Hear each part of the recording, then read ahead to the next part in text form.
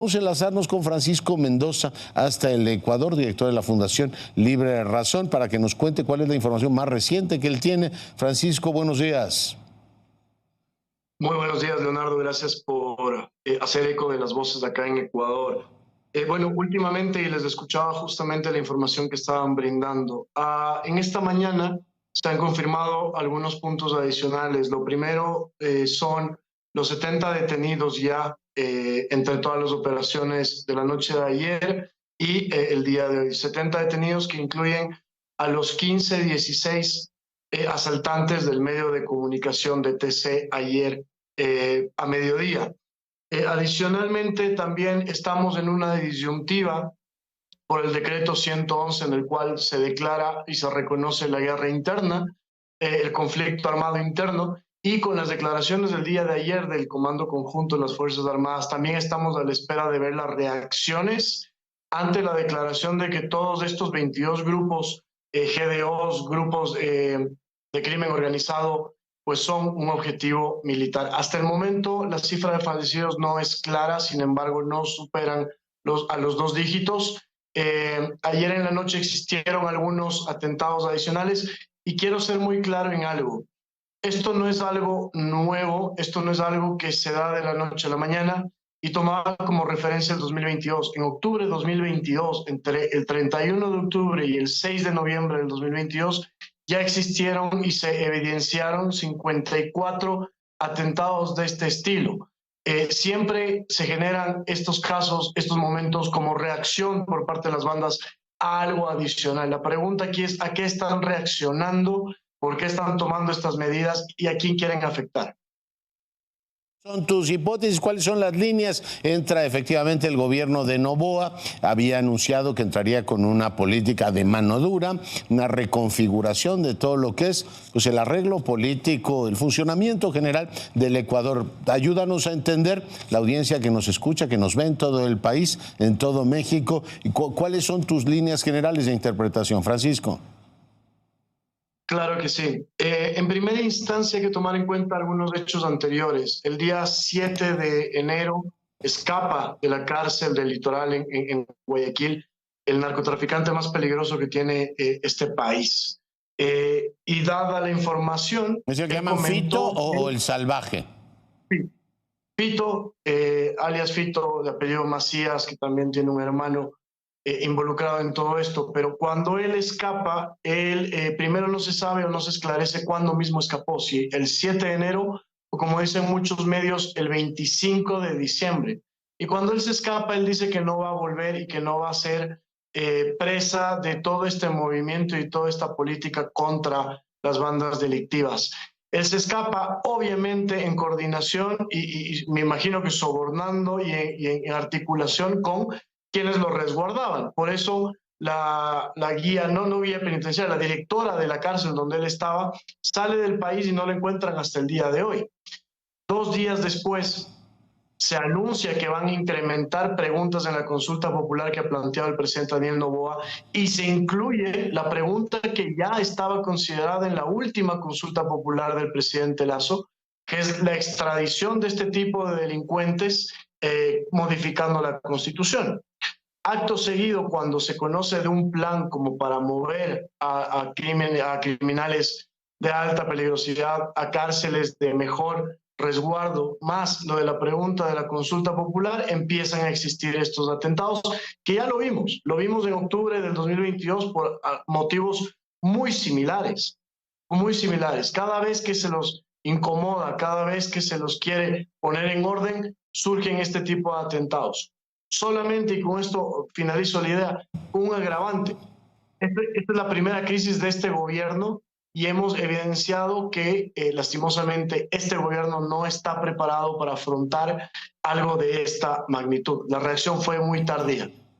Ya, oye, y es incierta porque, bueno, denominar una especie de guerra interna, uno dice cuál es la frontera, a partir de ahí disparan a saco los militares y ven a alguien que pertenece a cualquiera de estos grupos, a los choneros, a los cubanos fatales, a los lagartos o a los Latin Kings. Son todas estas bandas. Ayer me decía Jorge Fernández Menéndez, un periodista muy acreditado en este país, que están vinculados todos ellos con las grandes organizaciones criminales mexicanas, o sea que hay vínculos entre todas estas bandas y los dos cárteles mexicanos, Francisco. Sí, completamente. Aquí hay que tener claro, y hemos transitado una serie de eventos que al final del día siempre nos arrojan una pregunta, y es ¿quién está detrás de todo esto? Estas caras visibles, alias Fito, Norero también, que fue acribillado en la cárcel y que recientemente salieron sus chats por parte de la Fiscalía en un caso que conmocionó al país. Son los operadores, son narcos, a mi entender, de media o poca monta, y lo que nunca se ha llegado a esclarecer acá es quién está detrás de todo esto. Si ustedes se fijan en las personas, en los perfiles que atacaron ayer en medio de comunicación, son chicos que no superan los 25 años, son la carne de cañón, como se dice vulgarmente, pero lo que nos preguntamos todos y todavía no se esclarece es, bueno, ¿quién da la orden? ¿Quién articula? ¿Quién organiza? No solamente a una de las 22 bandas catalogadas ahora como terroristas, sino a las 22. ¿Quién los mueve? ¿Quién los financia? Y aquí tenemos dos estadísticas claras. Se mencionaba que ya estos grupos están alcanzando un número de 120,000 personas. Caray. Y la segunda es que lo que mueve el narcotráfico acá y lo que mueven estas bandas alcanzaría para pagar la nómina policial 3 veces en un año. Es decir, tienen dinero suficiente para enquistarse en todas las instituciones. El dato de 120,000 personas, aquí tenemos, pues por supuesto, todo un debate sobre el particular. Probablemente tengas presente que la directora de la DEA dijo en su momento que las organizaciones criminales mexicanas tienen bajo su control a 45,000 personas en casi 100 países. Podría ser el caso de varios ecuatorianos o varias ecuatorianas. Pero ese dato que me das de los 120,000, ¿de dónde proviene, Francisco? Es justamente un análisis que se hizo del Observatorio de Criminalidad acá, de todas aquellas personas, obviamente, que tienen relación directa o indirecta. ¿Qué estamos viendo también? En los últimos días, más allá de estos atentados, en meses anteriores, hemos visto que la criminalidad común también se elevó. Y esto responde, según varios analistas y varios académicos también, a que mientras la incautación de droga aumenta, el crimen o el criminal común, el que está abajo de la pirámide de estos grupos delincuenciales, se queda sin su fuente de sustento ilegal y por ende tiene que salir a la calle a robar, a asaltar, a secuestrar. Esa es una explicación bastante lógica, y lo que están diciendo ahora es que indirecta y directamente ya se está abarcando un grupo de la sociedad mayor. De hecho, por eso, entre los últimos 2 días hemos visto atentados ya en más ciudades que las veces pasadas, ya no solo concentradas en las ciudades donde está afincado el narcotráfico, generalmente. ¿Es fundamentalmente Guayaquil? Yo ayer daba algunos nombres, básicamente es Machalas, Guayaquil, Esmeraldas, Quevedo, Babahoyo, el cantón de Durán y también Manta, que son las ciudades portuarias donde están estos grupos ya enquistados. Ya, pues vaya asunto. Oye, un minuto más te retengo. La vida normal está, supongo que hoy detenida, ¿no? Si declaras un conflicto armado interno, pues yo supongo que la gente dirá, oiga, me quedo en mi casa. ¿Qué está ocurriendo en el Ecuador hoy?